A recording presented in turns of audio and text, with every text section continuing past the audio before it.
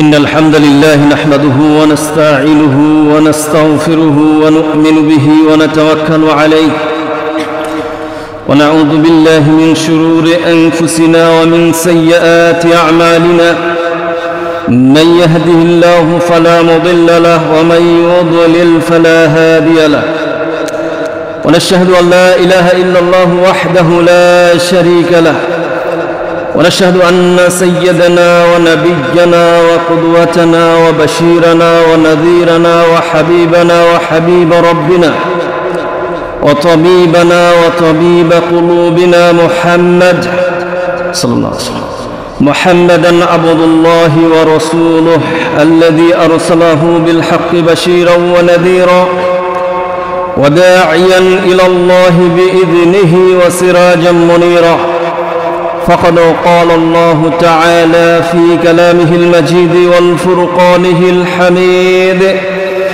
أعوذ بالله من الشيطان الرجيم بسم الله الرحمن الرحيم إن الله وملائكته يصلون على النبي يا أيها الذين آمنوا صلوا عليه وسلموا تسليما وقال الله سبحانه وتعالى في كلامه المجيد والفرقانه الحميد أعوذ بالله من الشيطان الرجيم بسم الله الرحمن الرحيم يا أيها الذين آمنوا اتقوا الله حق تقاته ولا تموتن إلا وأنتم مسلمون وقال تعالى ألف لام ميم ذلك الكتاب لا ريب فيه هدى للمتقين الذين يؤمنون بالغيب ويقيمون الصلاة ومما رزقناهم ينفقون والذين يؤمنون بما أنزل إليك وما أنزل من قبلك وبالآخرة هم يوقنون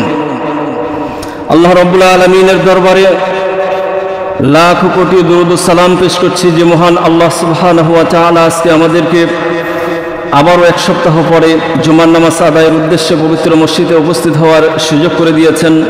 এই জন্য আল্লাহ পাকের দরবারে শুকরিয়া জানাই। আমরা সকলেই পড়ি আলহামদুলিল্লাহ। লাখো কোটি দরুদ ও সালাম পেশ করছি বিশ্ব মানবতার মহান শিক্ষক বিশ্বনেতা সাইয়্যিদুল মুরসালিন রাহমাতাল লিল আলামিন মুহাম্মদুর রাসূলুল্লাহ সাল্লাল্লাহু আলাইহি সাল্লামের উপর। সম্মানিত উপস্থিতি, গত জুম্মায় আলোচনা করেছি মুত্তাকির বৈশিষ্ট্য 13-14 নম্বর বৈশিষ্ট্য আলোচনা করেছি, তাই না? আজকের যে আয়াতটা তেলাওয়াত করেছি এখানে 6টা বৈশিষ্ট্যের কথা বলা হয়েছে। সূরা বাকারার শুরুর দিকে 6টা বৈশিষ্ট্যের কথা উল্লেখ রয়েছে। এর মধ্যে ছিল গায়বের প্রতি বিশ্বাস, এই বিষয়টি সংক্ষেপে আলোচনা করেছি।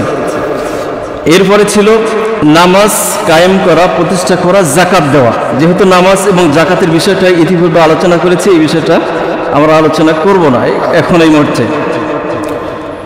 এখানে 3টে পাওয়া গেল। এরপর পরবর্তী অশানে আবার বলা হয়েছে আল্লাযীনা ইউমিনুনা বিমা উনজিলা ইলাইক, আপনার উপরে যা নাজিল করা হয়েছে, অর্থাৎ এই কোরআন, কোরআনের প্রতি ঈমান এবং কোরআনের পূর্ববর্তী যে সমস্ত কিতাবগুলো ছিল তার প্রতি ঈমান, এটা মুত্তাকিদের বৈশিষ্ট্য। এই ঈমানটা বিশ্বাসটুকু থাকতে হবে। আরেকটি হচ্ছে পরকালের প্রতি পূর্ণাঙ্গ ঈমান। এই যে 6টা এখানে বিষয়, তো এই বিষয়ের মধ্যে আমরা আলোচনা করব। গায়বের বিষয়টা আলোচনা অলরেডি সংক্ষিপ্ত আকারে হয়েছে। কোরআনের বিষয়টা নিয়ে একটু বিস্তারিত আলোচনা করব। আর কোরআনের পূর্বের যে কিতাবগুলো ছিল তার একটু ইঙ্গিত দেব যতটুকু প্রয়োজন। পরকালের প্রতি বিশ্বাস, এই বিষয়টা নিয়ে আলোচনা করব। তো এখন আমরা আলোচনা করব কোরআনের যে বিষয়টা নিয়ে আলোচনা করছিলাম। আমরা কোরআনের সংক্ষিপ্ত আকারে একটা পরিচয় ব্যক্ত করেছি। কোরআন যে হিদায়াতের কিতাব, এই বিষয়ে আলোচনা করেছি। কোরআন একটা আশ্চর্যজনক গ্রন্থ, এই বিষয়টি আমরা আলোচনা করেছি। এখন এই পয়েন্টে আমি আলোচনা করব কোরআন হচ্ছে জ্ঞানের উৎস। জ্ঞান 2 ধরনের হয়ে থাকে, একটি হচ্ছে ওহী ভিত্তিক জ্ঞান, আর একটি হচ্ছে মন মস্তিষ্ক প্রসূত জ্ঞান, সাধারণ মানুষের জ্ঞান যেটা। তো ওহী ভিত্তিক জ্ঞান এটি হচ্ছে কোরআন কারীম, যেটি আল্লাহ রাব্বুল আলামিন স্বয়ং আল্লাহ তাআলার কথায় এই কোরআন কারীম, তাই না? এটা হচ্ছে আল্লাহ তাআলার পক্ষ থেকে সরাসরি মানব জাতির জন্য। পৃথিবীতে মানুষ বসবাস করতে গিয়ে যত জ্ঞানের প্রয়োজন আছে, যা কিছু প্রয়োজন আছে, সব কিছুকে আল্লাহ রাব্বুল আলামিন এই কোরআনের মধ্যে দিয়েছেন। তো এই কোরআন বোঝার ক্ষেত্রে আমরা কখনো কখনো পরিপূর্ণরূপে বুঝতে পারি না। আমাদের জ্ঞানের দৌড় যতটুকু ততটুকুই আমরা বুঝতে পারি। যেহেতু মানুষকে অল্প কিছুই জ্ঞান দেওয়া হয়েছে, আর বিশাল জ্ঞানের মালিক হচ্ছেন আল্লাহ রাব্বুল আলামিন। সেই মহান আল্লাহ সুবহানাহু ওয়া তাআলা এই কোরআন কারীম তিনি নাজিল করেছেন। এই জন্য এই জ্ঞানের উৎসটা হচ্ছে এই কোরআন কারীম। আল্লাহ রাব্বুল আলামিন কোরআন কারীমের মধ্যে বলেছেন, কুল লাউ কানাল বাহরু মিদাদান লিকালিমাতি রাব্বি লানাফিদাল বাহরু ক্বাবলা আন তানফাদা কালিমাতু রাব্বি ওয়ালাউ জি'না বিমিসলিহি মাদাদা।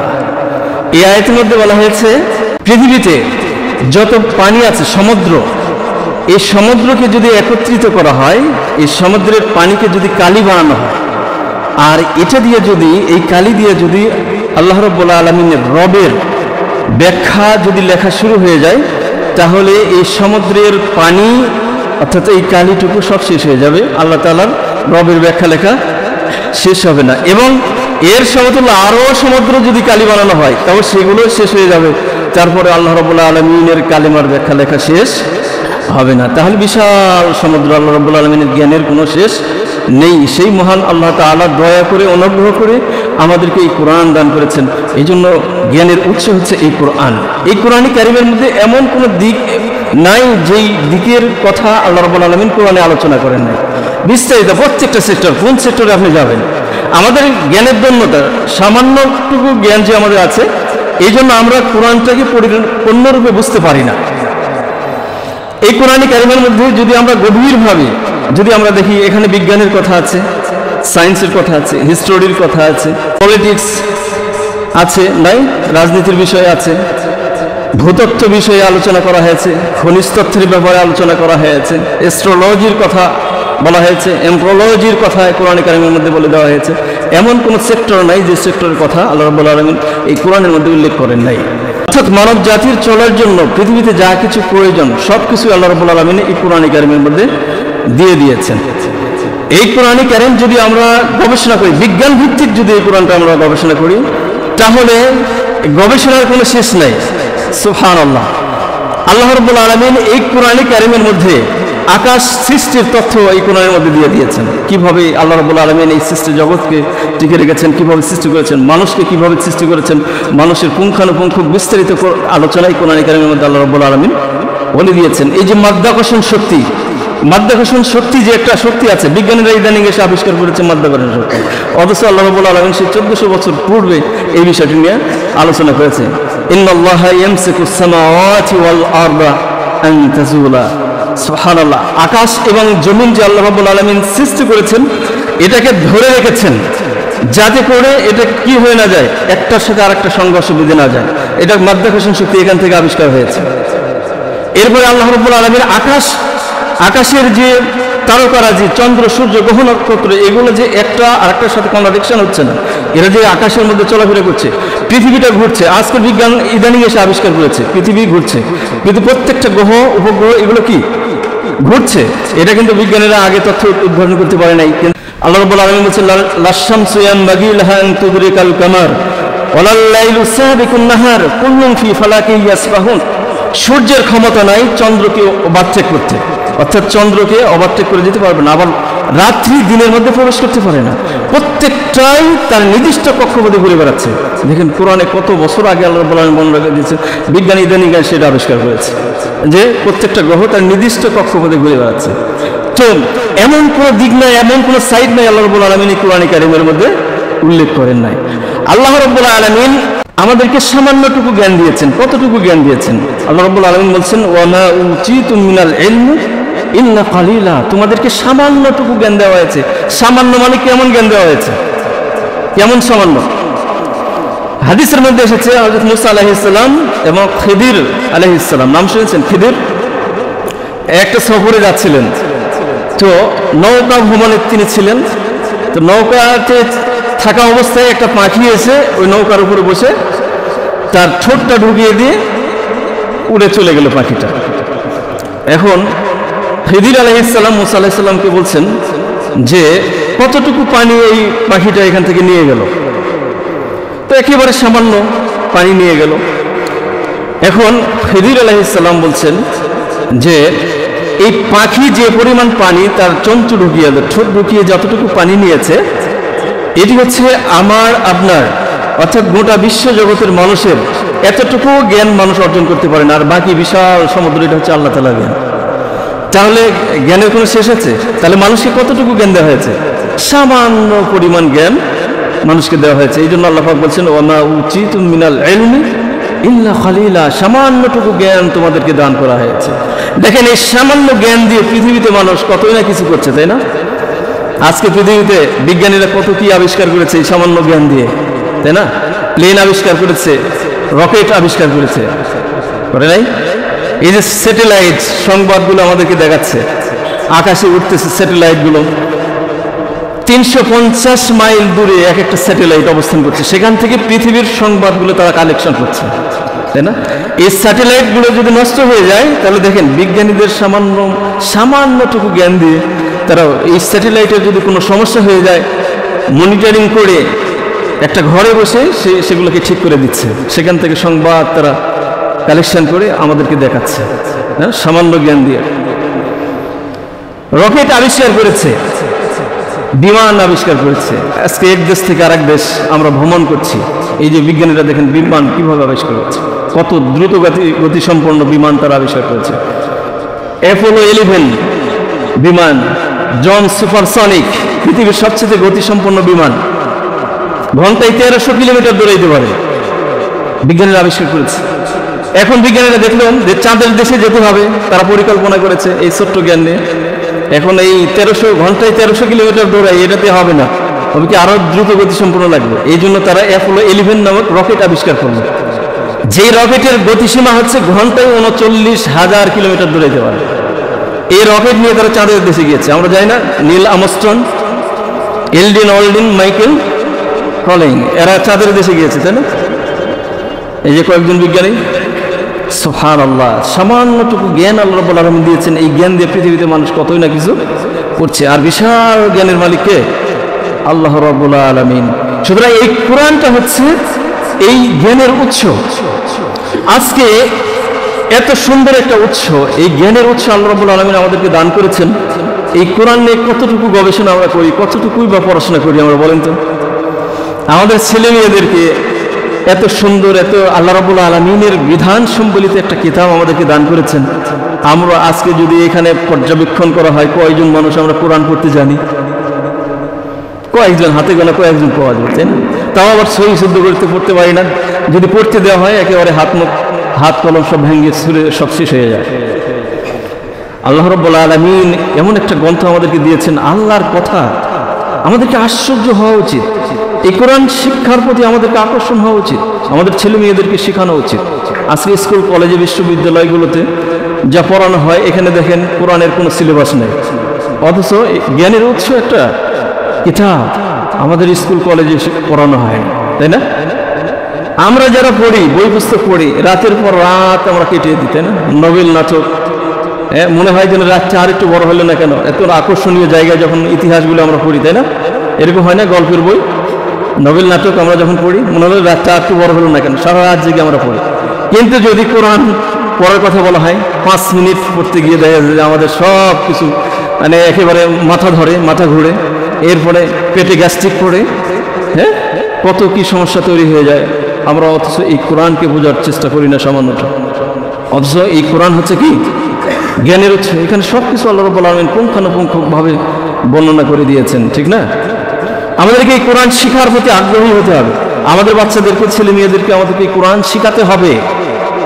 এই কোরআন না শিখে যদি আমরা এই পৃথিবীতে চলে যাই, আমরা অন্ধ, আমাদের চোখ থেকেও আমরা অন্ধ। আর কিয়ামতের ময়দানে এই কোরআন শিখে না গেলে অন্ধ করে কিয়ামতের দিনে ওঠানো হবে, জিজ্ঞেস করা হবে, প্রশ্নের সম্মুখীন হতে হবে প্রত্যেকটা মানুষকে, যে কেন এই কোরআন শিখা হলো না। এই প্রশ্ন কিন্তু আল্লাহ রাব্বুল আলামিন করবে কিয়ামতের ময়দানে। একটু সজাগ থাকতে হবে আমাদেরকে, এই কোরআন শিখে যাওয়ার চেষ্টা করতে হবে। এই কোরআন, যে কোরআনটা কি? জ্ঞানের উৎস। এই কোরআনের আরেকটা পয়েন্ট হচ্ছে, এই কোরআন হচ্ছে একটা সংবিধান মানব জাতির জন্য। এটা একটা পূর্ণাঙ্গ সংবিধান। এই কোরআন যখন নাজিল হচ্ছিল, নাজিল হওয়ার সময়ে মক্কার কাফেররা তখন বুঝতে পেরেছিল যে এটা আসলে সাধারণ মানুষের কোনো কথা নয়। কিন্তু রাসূলুল্লাহ সাল্লাল্লাহু আলাইহি ওয়াসাল্লাম তাদেরকে এক আল্লাহ, তারা যে শিরক করে এখান থেকে এক আল্লাহর ইবাদত করার জন্য বলেছে, এটা ছিল অপরাধ তাদের কাছে।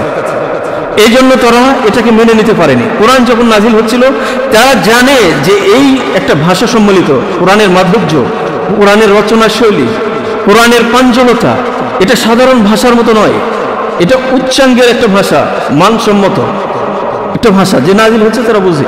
কিন্তু তারপরেও যখন কোরআন নাজিল হচ্ছিল তখন রাসূল সাল্লাল্লাহু আলাইহি সাল্লামকে তারা পাগল বলেছে। কি বলেছে? পাগল বলেছে। সুবহানাল্লাহ। রাসূল যখন কোরআন তেলাওয়াত করছিলেন, কোরআন যখন তিনি তেলাওয়াত করছিলেন, মনে হচ্ছিল যে কখনো কবির মতো লাগে পড়তে পড়তে, যখন কখনো কাব্যিক মানের মতো লাগে। এই অবস্থা দেখে তারা কি করলো, উপাধি দিল যে মুহাম্মদ তুমি পাগল, তুমি কি পড়ো এগুলো। আল্লাহ রাব্বুল আলামিনের জাতের সাথে এটা সংঘর্ষ হয়েছে, এটাকে মেনে নিতে পারেননি আল্লাহ রাব্বুল আলামিন, প্রতিবাদ করেছেন কাফিরদের। রাসূলের মুখ থেকে বের হয়েছে, রাসূল সাল্লাল্লাহু আলাইহি ওয়াসাল্লাম বলেছেন ওয়ামা সাহিবুকুম বিমাজনুন, তোমাদের বন্ধু পাগল নয়। আল্লাহ রাব্বুল আলামিন জবাব দিয়েছে। আচ্ছা, তারা বুঝতে পেরেছে হ্যাঁ পাগল নয়, পাগলের তো আলামত আছে তাই না? পাগল হলে পাগলামি করবে তাই না, কাপড় চোপড় ছিঁড়ে ফেলবে, পাগলা হয়ে ঘুরবে রাস্তাঘাটে। কিন্তু রাসূল সাল্লাল্লাহু আলাইহি ওয়াসাল্লাম যে একজন আদর্শ ব্যক্তি, তারা এটা কিন্তু জানে এবং মানে। মক্কার কুরাইশ বংশে সেই সময় তার সাথে উত্তম চরিত্রবান ব্যক্তি আর কি ছিল এটা জানে। তারা জেনে শুনে আল আমিন উপাধি দিয়েছে, কিন্তু তিনি বিশ্বাস তো বলে নাই। উন্নত চরিত্রের দিক থেকে তার চাইতে উঁচু মানের চরিত্রের লোক কি আর ছিল সেই যুগে? ছিল না, এটা তারা জানতো। তারপরে কি বলেছে? তাকে পাগল বলেছে। এটা বলে যখন হলো না, এরপরে উপাধি তাকে দিয়েছে যে এটা কোনো জ্যোতিষীর কথা, জ্যোতিষী অথবা জিনের কথা, এটারও প্রতিবাদ আল্লাহ রাব্বুল আলামিন করেছে। ইন্নাহু লাকাউলুন রাসূলিন কারীম, এটা হচ্ছে একজন বার্তাবাহকের, সম্মানিত একজন বার্তাবাহকের কথা, যে তিনি জিনের কথা বলছেন না, তিনি কোনো জ্যোতিষীর কথা বলছেন না। এটা আল্লাহ রাব্বুল আলামিন জবাব দিয়ে দিয়েছে। এই কথা কার? রাসূলের কথা। কিন্তু কোরআন কি আসলে রাসূলের কথা? সূরা আত-তাকবীরের মধ্যে কখনো রাসূলকে উদ্দেশ্য করা হয়েছে, রাসূলুন কারীম বলা হয়েছে। আবার সূরা আল হাক্কার মধ্যেও এই একই আয়াতে বলা হয়েছে। এখানে সূরা হাক্কার মধ্যে রাসূলকে উদ্দেশ্য করা হয়েছে, আর সূরা তাকবীরের মধ্যে বলা হয়েছে জিবরিলের কথা। কারণ জিবরিল আল্লাহ তাআলার পক্ষ থেকে তিনি নিয়ে আসেন, এই জন্য তার কথা উল্লেখ করা হয়েছে। আবার বার্তাবাহক আল্লাহ তাআলার পক্ষ থেকে রাসূল সাল্লাল্লাহু আলাইহি ওয়াসাল্লাম বলেন, এই জন্য রাসূলকেও এখানে ইন্ডিকেট করা হয়েছে। সূরা আল হাক্কার মধ্যে রাসূলকে বলা হয়েছে যে তিনি সম্মানিত বার্তাবাহক। এটা হচ্ছে তার কথা, অর্থাৎ আল্লাহ তাআলার পক্ষ থেকে রাসূলের মধ্যে কথা। এটা কোনো জিনের কথা নয়, এটা কোনো জ্যোতিষীর কথা নয়। এটাও তখন যখন তারা বুঝতে পারলো, তখন তারা আবার একটা উপাধি দিল, যে তারা বললো যে এটা কবির কথা। এখন তারা তাদের মধ্যে যারা শিক্ষিত লোক, তারা দেখেছে যে কবিদের কথা বাস্তবতার সাথে কোনো মিল থাকে না। হ্যাঁ, কবিরা অবাস্তব কথাবার্তা বলে তাই না? কবিদের কথা দেখবেন যে কবিতাগুলো যখন গবেষণা করে দেখবেন যে বাস্তবতার সাথে মিল নেই। ভালোবাসা নিয়ে যখন তারা কবিতা লেখে, এর কোনো মিল আছে? কোনো মিল নাই। এই জন্য তারা উপাধি দিয়েছে কি এটা কবিদের কথা, কবির মতো করে বলে, এই জন্য কবির কথা। এটারও প্রতিবাদ আল্লাহ রাব্বুল আলামিন করে দিয়েছেন। বেকাউলিন শাইরিন, এটা কোনো কবির কথা নয়। কলিলাম মা তু'মিনুন, আর তোমরা অল্প সংখ্যাকে ঈমান আনো, এটা কোনো কবির কথা নয়। এটার প্রতিবাদ আল্লাহ রাব্বুল আলামিন করে দিয়েছেন। আচ্ছা, কবির কথা বলেছেন, এটাও হয় না। তারপরে আবার উপদেশ দিয়েছে কি এটা গণিকের কথা, যে মুহাম্মদ তুমি গণতারি করে কথা বলো, এটারও প্রতিবাদ আল্লাহ রাব্বুল আলামিন করেছেন। বিকাউলিন কাহিনিন কালিলাম মা তাযাক্কারুন, এটা কোনো গণিকের কথা নয়, বরং তোমরা অল্প সংখ্যাকে এটা বুঝতে পারো, তোমরা স্মরণ করো। সুবহানাল্লাহ। তাহলে এটা কোনো পাগলের কথা নয়, এটা কোনো জিনের কথা নয়, এটা কোনো কবিতার কথা নয়, এটা কোনো গণকের কথা নয়। তাহলে এটা কার কথা? আল্লাহ রাব্বুল আলামিন বলছেন তানজিলুন মির রাব্বিল আলামিন, এই কোরআন নাজিল করেছেন ওই মহান সত্তা যিনি আমাদের কি রব, ওই রবের পক্ষ থেকে এসেছে কোরআন। সুবহানাল্লাহ, এটা হচ্ছে সেই কোরআন। এই কোরআনের ভাষা শৈলী কেমন দেখেন। ওলীদ বিন মুগীরা নাম শুনেছি আমরা, ওলীদ বিন মুগীরা একেবারে দাম্ভিক নেতা ছিল মক্কার। এই ব্যক্তিটা এত দাম্ভিক ছিল যে তিনি একদিকে ছিলেন সম্পদশালী, সেই মক্কা থেকে তায়েফ পর্যন্ত যত খেজুরের বাগান তার ছিল, এত সম্পদ তার ছিল একাধিক সন্তান সন্ততি এবং ধন সম্পদের তার কোনো অভাব ছিল না। আপনি চিন্তা করছেন, মক্কা থেকে তায়েফ পর্যন্ত খেজুর বাগানগুলো সব ছিল তার। তিনি একদিকে ছিলেন কবি, আর একদিকে ছিল সাহিত্য, তার ভাষা ছিল উচ্চাঙ্গের। এখন উচ্চাঙ্গের ভাষার একজন ব্যক্তি রসুলের কাছে না গেলে তো কোরআন যে ভাষায় নাজিল হচ্ছে এটা তো সাধারণ মানুষ হয়তো প্রতিবাদ করতে পারবে না, পারবে? অর্থাৎ এখানে দুস্তুতি বর্ণনা করতে গেলে ওই মানের একজন ব্যক্তি লাগবে, তাই না? তো তিনি ছিলেন সাহিত্যিক, তিনি ছিলেন কবি, তো তিনি এটার বিরোধিতা করলেন।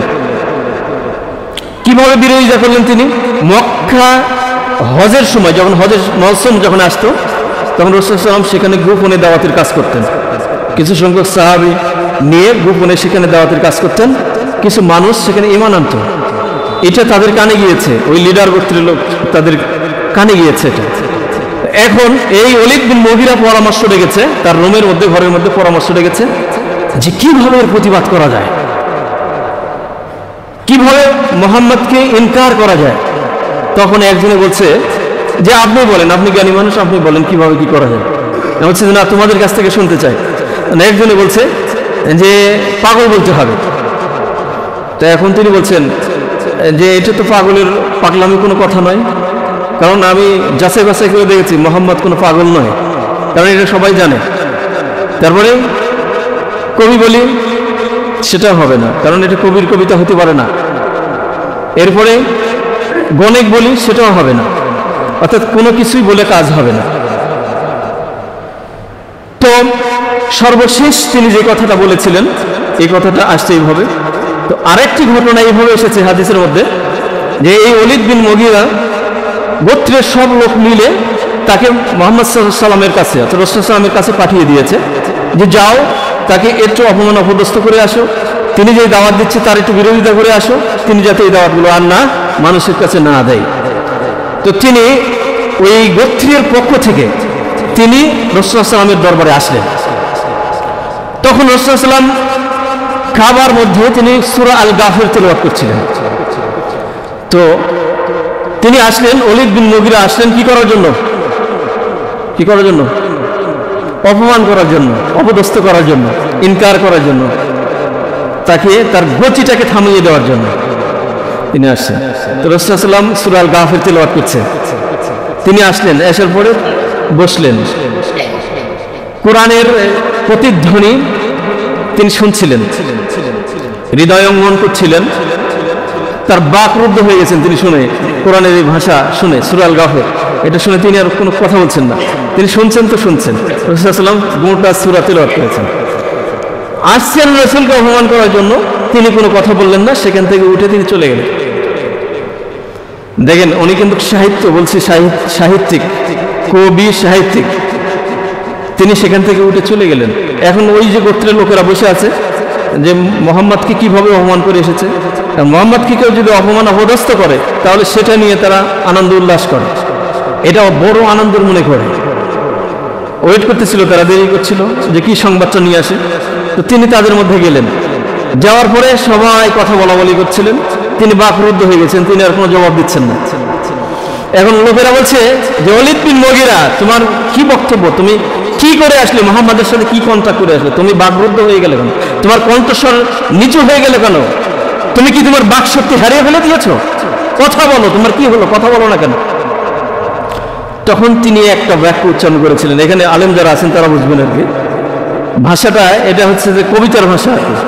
তিনি বলছেন লাকাদ সামিতু মিন মুহাম্মাদিন আনিফান মা হুয়া মিন কালামিল জিন ওয়া মা লা বিল ইনস। এর অর্থ হচ্ছে, একটু আগে মুহাম্মাদের কাছ থেকে যে শব্দগুলো আমি শুনে এসেছি, এই শব্দগুলো কোনো জিনেরও নয়, কোনো মানুষেরও নয়। ইন্না লাহু লা হালাওয়া ওয়া ইন্না আলাইহি লা তালাওয়া। ইন্না আলাহু লা মুসমির ওয়া ইন্না আসফালাহু লা মুগদি ওয়া ইন্নাহু ইয়ালু ওয়া লা ইউলা আলাই। বুঝা গেছে কিছু? বোঝা যায় না। তিনি বলছেন ইন্না লাহু লা হালাওয়া, আমি যা মুহাম্মাদের কাছ থেকে শুনেছি তা শুনতে শুধু মিষ্টি লাগে। হালাওয়া, হালুয়া, শুধু মিষ্টি মিষ্টি। দেখেন না, আমরা যখন এই যে মিষ্টি, যাদের মিষ্টির যাদের নেশা আছে, মিষ্টি দেখলে মুখে এমনি পানি আসে, তাই না? কেমন মনে হয়? বলছেন ইন্না লাহু লা হালাওয়া, এটা মিষ্টির মতো মনে হয়। মনে হচ্ছিল আমি মিষ্টি খাচ্ছিলাম, আর একটার পর একটা মুখের মধ্যে দিচ্ছিলাম আর শরীরে তৃপ্তি বোধ করছিল। ইন্না আলাইহি লাতানাওয়া, আর এটা শুনতে দেহের মধ্যে একটা ঝাঁকুনি মারে। যখন শুনতে যায় মানুষ তখন দেহের মধ্যে কি হয়? তাকশাইরুল কলব, অন্তরকে কেঁপে তুলে, শরীরের লোমকূপ জেগে ওঠে, শিউরে ওঠে। এর প্রত্যেকটা শব্দ, এর বাক্যগুলো যখন ভিতরে হৃদয়ঙ্গন হয়, যখন ভিতরে প্রবেশ করে, তখন তাকশাইরুল কলব, অন্তরটা কেঁপে ওঠে, শরীরের লোমকূপগুলো ঝাঁকুনি মেরে ওঠে। দেখেন কবিতার ভাষা কি কঠিন ভাষা ব্যক্ত করছে। ওয়া ইন্না আলাহু লা মুসমির ওয়া ইন্না আসফালাহু লা মুগদি। এরপরে তিনি এই কোরআনটাকে একটা গাছের সাথে তুলনা করেছেন। তিনি বলেছেন যে এটা এমন একটা গাছ যে গাছের শিকড়টা মজবুত। যারা কোরআনকে বোঝাচ্ছেন আর কি, একটা গাছের উদাহরণ দিয়েছে। একটা শক্তিশালী গাছ যখন মাটির নিচে তার শিকড়গুলো বসে দেয়, কোনো ঝড় তুফান এসে তাকে উঠিয়ে দিতে পারে? শক্তিশালী গাছ, বিশাল আকারের গাছ, যখন তার শিকড়গুলো ভিতরে ঢুকিয়ে দেয়, অর্থাৎ এটা এমন একটা শক্তিশালী গাছ, অর্থাৎ এই কোরআন এমন একটা শক্তিশালী গাছ যে যার শিকড়গুলো মাটির নিচে বসে দিয়েছে। এখানে কোনো ঝড় তুফান এসে এই গাছটাকে উপড়ে ফেলে দিতে পারবে না। ওয়া ইন্না আলাহু লা মুসমির, আর এই গাছের শাখা পোশাখা চতুর্দিকে ছড়িয়ে ছিটে গেছে, তার ডালপালাগুলো। বাতাস এসে ঝনঝনানি একটা শব্দ হচ্ছে, সেখান থেকে ওই শব্দের সাথে সুগন্ধি বের হয়ে যাচ্ছে। এই বাতাসের সাথে সুগন্ধগুলোকে মানুষের নাকে পৌঁছে দিয়ে যাচ্ছে। মানুষ সেগুলোকে নিঃশ্বাসের সাথে প্রশ্বাসের সাথে কি করছে? গ্রহণ করছে। দেখেন কি শব্দ ব্যবহার করেছে। তো এই গাছে রয়েছে সুস্বাদু মিষ্টি ফল, প্রত্যেকটা ডালে ডালে ফলগুলো ঝরছে, আর ওই ফলগুলো খেতে অনেক সুস্বাদু এবং মিষ্টি। অর্থাৎ তিনি এই কথার দ্বারা এটাই বোঝাতে চাইলেন যে এই কোরআন নামক এই গাছটি ঝাঁকুনি মেরে এখানে জমিন থেকে উপরে ফেলে যাবে না, তেমনি ভাবে এর পত্র পল্লব উপরের দিকে উঠে চলে গেছে আসমান বরাবর। এটা বাতাসে তার সুগন্ধি চতুর্দিকে ছড়িয়ে ছিটিয়ে দিচ্ছে, অর্থাৎ এই কোরআনটা বিস্তার লাভ করছে, আর এখান থেকে মানুষ ফল ভক্ষণ করছে, অর্থাৎ মানুষ এখান থেকে হেদায়েত গ্রহণ করছে। সুতরাং এই কোরআনের বিরুদ্ধে লেগে আমাদের কোনো কাজ হবে না। সুতরাং আমি এর কোনো প্রতিবাদ আমি আর করতে পারবো না। সুবহানাল্লাহ, কি কথা! তাই কাফেরের মুখ থেকে বের হয়ে গিয়েছে। এরপর হচ্ছে ইন্নাহু ইয়ালা ওয়ালা ইয়ালা আলাই, ইন্নাহু ইয়ালু ওয়ালা ইয়ালা আলাই। এই কোরআন সকল কিতাবের ঊর্ধ্বে, এই কোরআনের ঊর্ধ্বে আর কোনো কিতাব উঠতে পারবে না। এটা হচ্ছে সেই কোরআন। দেখেন একজন কাফেরের মুখ থেকে, অথচ এই ব্যক্তিটি কিন্তু শেষ পর্যন্ত ইসলামও গ্রহণ করে না, কারণ হেদায়েত তার তকদিরে ছিল না। 95 বছর বয়সে মক্কাতে ইসলাম তিনি মারা গেছেন, অথচ তার সন্তানরা ইসলামের পথে এসেছেন। খালিদ বিন ওলীদ নাম শুনছেন? খালিদ বিন ওলীদের পিতা, যে ইসলামের ইতিহাসে, যে খালিদ বিন ইতিহাস এমন কেউ জানে না, এমন আছে লোক, প্রত্যেকেই জানে আর কি। যোদ্ধা, তিনি ছিলেন যোদ্ধা, তাই না? সুবহানাল্লাহ, তার পিতা, স্বয়ং তার পিতা ইসলাম গ্রহণ করতে পারে নাই। তিনি ছিলেন সবচেয়ে বড় কবি এবং সাহিত্যিক ছিল আর কি। কিন্তু দেখেন এই কোরআনের কাছে এসে তিনি কি করেছেন? সিলিন্ডার করেছেন, কিন্তু হেদায়েত নাই। এই জন্য তিনি হেদায়েত পান নাই। মক্কাতে রাসূলুল্লাহ সাল্লাল্লাহু আলাইহি ওয়াসাল্লামের হিজরতের পরে তিনি মক্কাতে ইন্তিকাল করেছেন।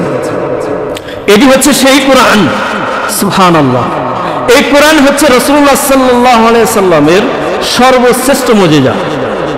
কি মুজিজা? আমরা জানি যে প্রত্যেকটা নবী রাসূলদের কিতাব ছিল অথবা মুজিজা ছিল, তাই না? রাসূলুল্লাহ সাল্লাল্লাহু আলাইহি ওয়াসাল্লামের এই কোরআনটা হচ্ছে যত মুজিজা রাসূলের উপরে এসেছে, প্রত্যেকটা মুজিজার সর্বশ্রেষ্ঠ মুজিজা হচ্ছে এই কোরআন। লক্ষ লক্ষ মুজিজা ছিল রাসূলুল্লাহ সাল্লাল্লাহু আলাইহি ওয়াসাল্লামের, সর্বশ্রেষ্ঠ মুজিজা হচ্ছে কোরআন। অতীতের নবী রাসূলদেরও কিতাব ছিল। আমরা জানি অতীতের কিতাব 4টা, তাই না? 4টা, 104খানা। আমরা শুনে নেই 104খানা বই পুস্তকে কিন্তু আছে, তাই না? 104খানা কিতাব, তাই না? এই কথাটা কিন্তু মিথ্যা, জাল বানোয়াট আমাদের বই পুস্তকে এগুলো ঢোকানো হয়েছে। 104খানা কিতাব এটা আল্লাহ তাআলার কোরআন দিয়ে প্রমাণিত, হাদিস দিয়ে 4খানা কিতাব এটা প্রমাণিত, কিন্তু 104খানা কিতাব এই কথাটা বানোয়াট। এই ব্যাপারে একটা হাদিসে এসেছে, কিন্তু এই হাদিসটা সকল মুহাদ্দিসিন কিরাম এটাকে কি বলেছেন? জাল বলেছেন, এটা তৈরি করা হাদিস। তো এটা আমাদেরকে বিশ্বাস করতে হবে যে অতীতের নবী রাসূলদের সহিফা ছিল, সুহুফে ইব্রাহিম ওয়া মূসা, তাই না? কোরআনের মধ্যে বলা হয়েছে সহিফা ছিল। তো এই সহিফাগুলো অতীতের, এটা 100খানা নয়, আল্লাহ রাব্বুল আলামিন ভালো জানেন, কারণ কোরআন হাদিসে এই বিষয়ে ডিটেলস আলোচনা করা হয়নি কতগুলো, তবে সহিফা ছিল, এটা আমাদেরকে মেনে নিতে হবে অতীতের কিতাবের। তো এই কোরআন ছিল সর্বশ্রেষ্ঠ, যেমন ধরেন, আর নবী রাসূলদের ছিল মুজিজা। সহিফা ছিল, প্রত্যেকটা নবী রাসূলদেরকে আল্লাহ রাব্বুল আলামিন উন্নত চরিত্র দিয়েছেন, তাদেরকে ওহী দিয়েছেন, এরপরে তাদেরকে মুজিজা দিয়েছেন। তো অন্যান্য নবীদেরও মুজিজা ছিল, রাসূলুল্লাহ সাল্লাল্লাহু আলাইহি ওয়াসাল্লামের মুজিজা ছিল। যেমন সুলাইমান আলাইহিস সালামের মুজিজা ছিল, তিনি কোন রাষ্ট্রের দায়িত্ব পালন করেছেন। সুলাইমান আলাইহিস সালাম অর্থাৎ গোটা পৃথিবী তিনি কিন্তু শাসন করেছেন। তো এই সুলাইমান আলাইহিস সালামের এক দেশ থেকে আরেক দেশে, এক প্রান্ত থেকে আরেক দেশে যাওয়ার জন্য এখন বিমান আবিষ্কার করেছে, সে সময় তো বিমান ছিল না, তখন তার আল্লাহ রাব্বুল আলামিন তাকে মুজিজা দিয়েছিলেন, তিনি তক্তার উপরে উঠে বসতেন, তক্তার উপরে সকালে উঠে বসতেন, মানে এক সকালে 1 মাসের রাস্তা তিনি অতিক্রম করতেন। সুবহানাল্লাহ। তো সুলাইমান আলাইহিস সালামের একটা মুজিজা ছিল। যেমন দাউদ আলাইহিস সালামের মুজিজা ছিল, তিনি অস্ত্র তৈরি করতেন, অস্ত্র নির্মাতা ছিলেন, অস্ত্রগুলো হাতের মধ্যে নিতেন, নিয়ে যেভাবে ইচ্ছে সেভাবে তিনি অস্ত্র তৈরি করতেন, লোহা গলে আঙ্গুলের ফাঁক দিয়ে পড়ে যেত। সুবহানাল্লাহ, যেভাবে ইচ্ছে সেভাবে তিনি অস্ত্র তৈরি করতেন। এরপরে দাউদ আলাইহিস সালামের আরো বেশ কিছু মুজিজা ছিল, তাহলে কণ্ঠস্বর ভালো ছিল। যখন তিনি সেই জাবুর তেলাওয়াত করতেন, তখন আকাশের পাখিগুলো এসে তার মাথার উপরে বসতো, সুবহানাল্লাহ, কাছে আসতো শোনার জন্য। সমুদ্রের কাছে যখন তেলাওয়াত করতেন, তখন সমুদ্রের মাছগুলো ধারে চলে আসতো শোনার জন্য। এগুলো ছিল তার মুজিজা। এরপরে মূসা আলাইহিস সালামের মুজিজা ছিল হাতের লাঠি। এই লাঠি যখন নিক্ষেপ করতেন সাফ হয়ে যেত। এই লাঠি দিয়ে তিনি আরো অনেক কাজগুলো করতেন। লাঠি যদি আমাদের কাছে থাকে, এই জন্য দেখুন যে এই লাঠি থাকলে, রাতের অন্ধকারে লাঠি থাকলে কি হয়? সাহস বাড়ে না? সাহস বাড়ে, সাপ পোকামাকড় অনেক থেকে বাঁচা যায়, তাই না? তো এই লাঠি ছিল, তিনি সবসময় লাঠি হাতে নিয়ে থাকতেন। সর্বশ্রেষ্ঠ তার মুজিজা ছিল যে লাঠি যখন নিক্ষেপ করতেন তখন সাফ হয়ে যেত, এটা ছিল তার মুজিজা। এরপরে ঈসা আলাইহিস সালামের মুজিজা ছিল,